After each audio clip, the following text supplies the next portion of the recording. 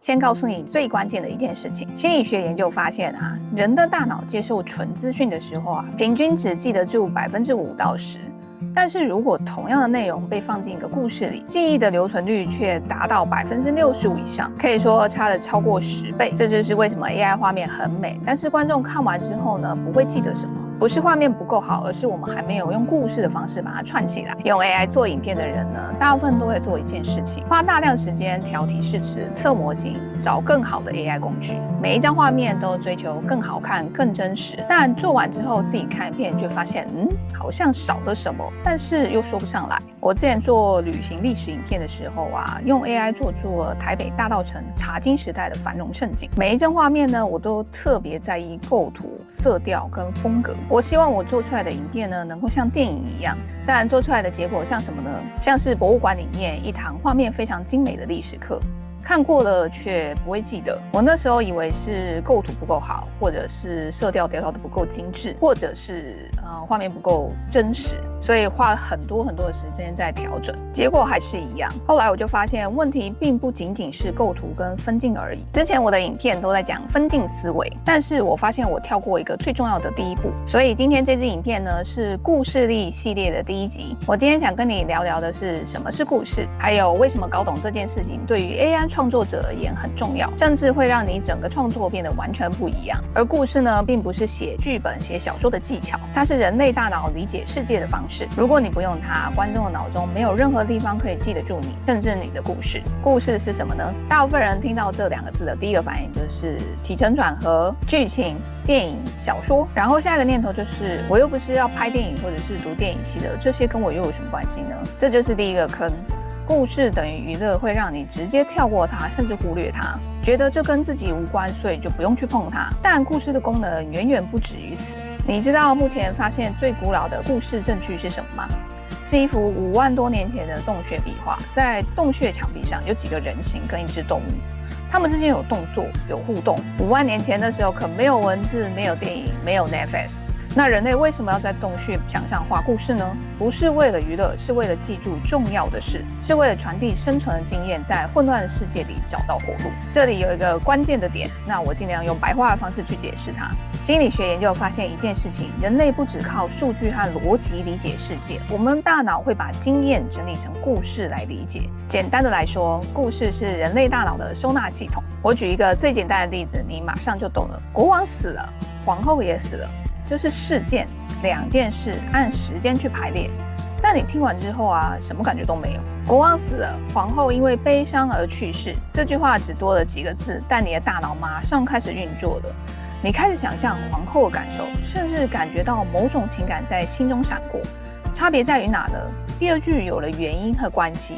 它不再只是单纯的事件，而是这件事为什么会变成这样，这就是故事的力量。那我们现在回头看看自己做的 AI 影片，是不是都在做国王死了，皇后也死了，画面一张接着一张，中间没有因果，没有关系。观众看完会觉得好看，但是记不住。不是我们的内容不够好，而是少了把那个事件变成故事的东西，因果和意义。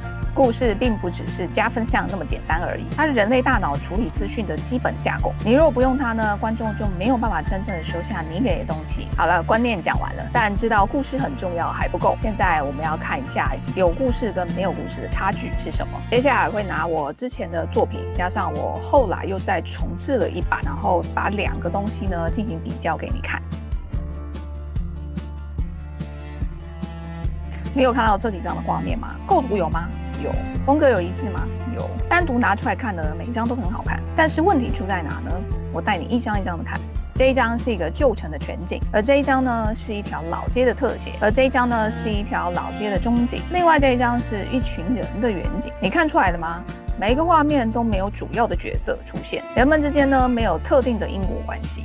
没有角色想要什么，或者是遇到什么样的困难，这些画面呢，都只是在展示而已，并不是在说故事。就像博物馆里面的展板，资讯正确，但是你路过之后呢，就会忘记。现在我们用同一个主题，但是换一种方式去想这个故事，不是问这个地方长什么样子，也不是问这个地方的过去历史是什么，而是要问他或者是他到底遇到了什么样的事情，经历了什么。比如说，原本这个故事在讲一群检察女，但现在加入了主要人物阿丑，一个出身普通农村家庭的年轻女子。阿丑父亲呢，在码头搬货的时候受伤，所以家里少了一份收入。他听说大稻埕的茶行啊，在招募女工，一天的工钱比一般的工人薪资还要高，所以呢，他想说去试试看。但因为有了角色，有了渴望，有了目的，每一个画面呢，突然变得有方向性。观众知道自己在跟着某个人走，不是在看一段历史，而是在经历一段故事。你看出差别在哪了吗？不是画面变了，是画面背后有没有故事在支撑。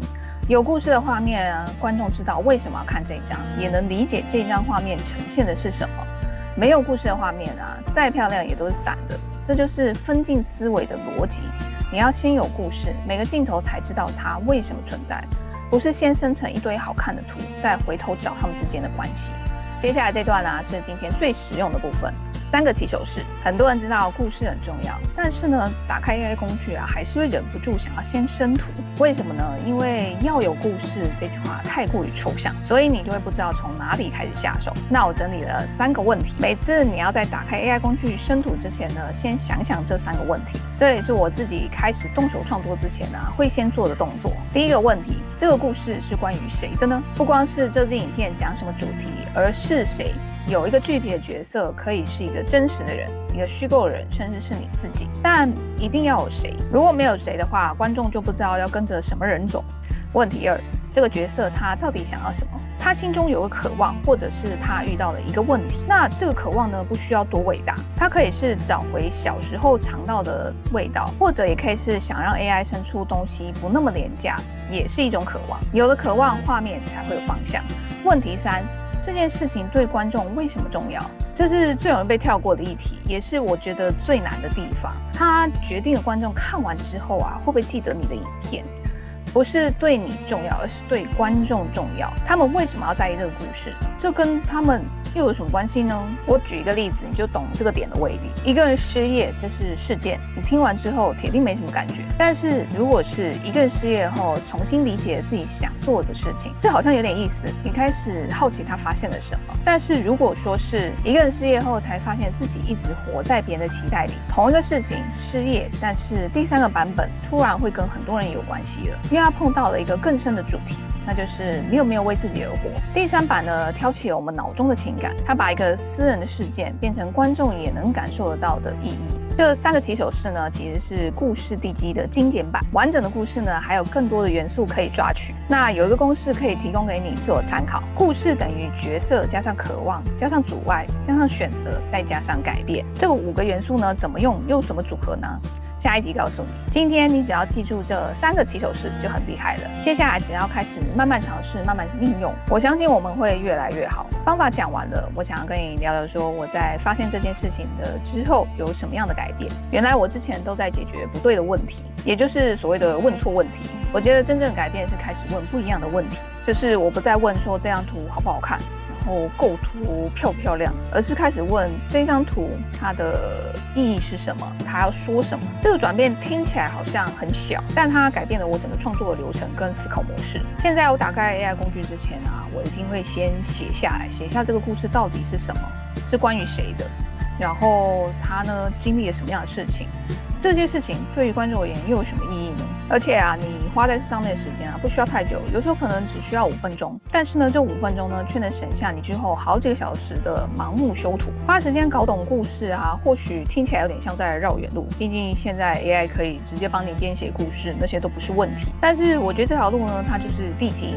你地基必须要打好，你才能在上面盖房子。今天的核心就是工具会一直不断的变，但是故事的底层逻辑是不会变的。与其追逐最强大最新的模型跟工具，不如先低头看看故事这层地基，把它搞懂，把它打扎实。那这就是我做分镜思维这套方法的原因。我分享的不是某个工具怎么使用，而是用画面怎么说故事。不管明天出了什么新的 AI 新的工具，这些底层逻辑呢并不会变，也不会消失。如果你也在用 AI 做影片，我想请你现在就做一件事情，打开你的手机备忘录，想一个你一直想用 AI 做成影片的故事，不用想得特别完美，就花3分钟回答那3个问题。这个故事是关于谁？他想要什么？然后为什么这件事情对观众是重要的。写完之后呢，回来在这影片下面留言，把你的3个答案贴上来。我呢会看每一则留言，挑选特别适合拿来当做范例分析的故事。所以不管你写的多粗糙都没有关系，你只要动手写，并且在影片下方留言就可以了。第二件事情呢是回头去看看你之前创作的 AI 影片，然后套入这3个问题去想想看，你或许会发现啊，你之前的 AI 影片啊，就是少了故事这一层逻辑。第3点呢，则是把故事等于角色加上渴望加上阻碍加上选择再加上改变这个公式呢，先记起来。下一集呢，我会拆解给你看。你不需要先学会写剧本、写小说才开始，而刚刚那3个起手式呢，就是你的起点。从这里开始呢，或许不完美，但是也没有关系。如果你先花了3分钟的时间写下你想说的故事，那你已经比大多数的人多走了一步。我是莹莹，一个非科班出身、自学 AI 创作的同路人。我们缺的不是努力，而是底层逻辑，是怎么用分镜思维说出你脑中的故事。如果这支影片对你有帮助的话，欢迎订阅，继续追踪故事力系列的后续内容。今天我们从分镜思维最核心的第一层开始，故事。下一集呢，我就会开始拆解故事的5大元素，让你知道一个能打动人的故事里面包含了什么，然后他们是怎么组装起来的。我相信我们每个人脑中啊，都有一个故事值得被看见，起码我们要为自己而活，不是吗？那我们下次见，拜拜。